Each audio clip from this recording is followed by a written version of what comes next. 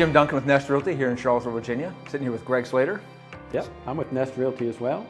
The best advice I can give a buyer right now is to first do a financial analysis, engage with a lender, and really get a comfort zone for different payments at different price points and interest rates.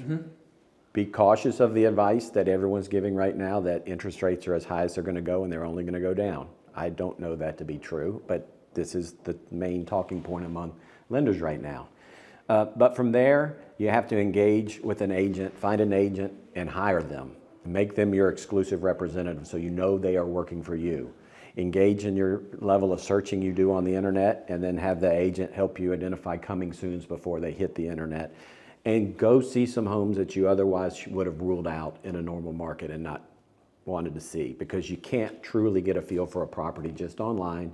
When I often say to my folks, when something comes online, you're going to have an impression of it, and your impression's probably not going to be the same when you see it in person. Yeah. It's going to be better or worse. Yeah. But from there, just one foot in front of the other and go see these homes, and you'll know when it's time to pull the trigger, and I'll know by your reaction to these things. And there's a spectrum of what happens as a buyer. From you gain experience and comfort, and in that process I'm describing, it's what's going to help you make the decision when the time is right, so you're confident in it. And that there's only one way to get there, and that's to do the work. Best advice for sellers is hire the right representation. Know your market band as well as you possibly can. Walk through your house as if you're looking at it for the first time.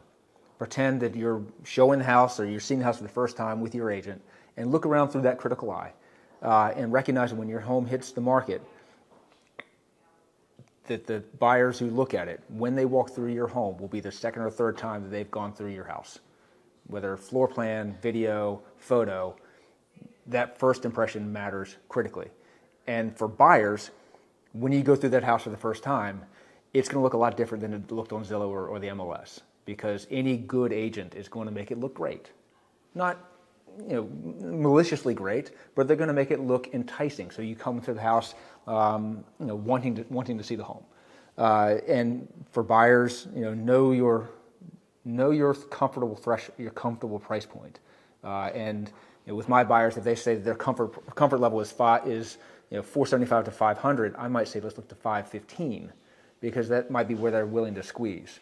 But work with the right, hire the right representation, interview agents, because we're not all great fits for everybody. Interview at least one agent, maybe two, maybe three. Get the right local lender to prepare you for that market, because the right local lender will give the best advice and bring credibility to the transaction. And for buyers and sellers, it's really, I think, read just enough news on the market, because it's easy to get inundated. And Greg and I do this every day, so we live and breathe this, but I try to avoid a lot of politics locally or nationally, because it doesn't help my psyche. I think if you're a buyer or a seller, read the right amount of news to understand where the market is, but don't drown in it, because it can be overwhelming. And it's also not necessarily going to be localized for our market. To close where we started, nationally, inventory is up 18% year over year. In Charlottesville, Albemarle, it's not there. So, number one, hire the right agent. The point about interviewing multiple agents is so important, because a lot of what we do is common among us, right? Mm-hmm. There are some base level things that every agent should be able to do well enough to sell a home. Mm-hmm. But beyond that, you can't uncover the experience of my 27 years or your 23 years without having a conversation that's going to pertain best to your particular situation, whether it's the style in which you work, communicate, or build relationships, mm-hmm.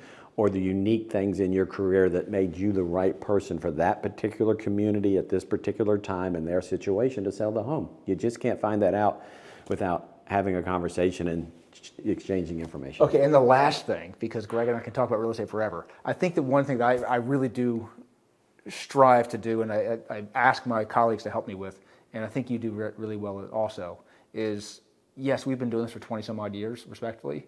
I'm trying to get better every day. I recognize that I'm not as good as I want to be for my clients. So I'm trying to learn and get better every single day. And I think you do too. I think that we both know when to say, I don't know, but I'll figure it out.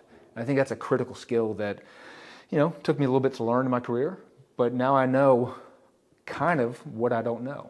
I think that's the only way you stay in this business that long. Each opportunity is a learning experience and something to help you get better. Yeah, longevity doesn't make you perfect.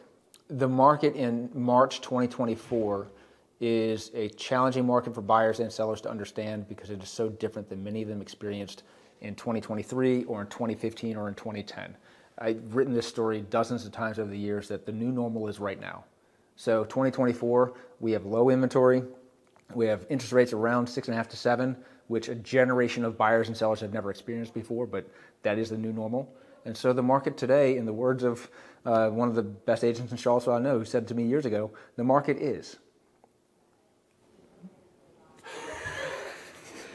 I'm Jim Duncan with Nest Realty, 434-242-7140.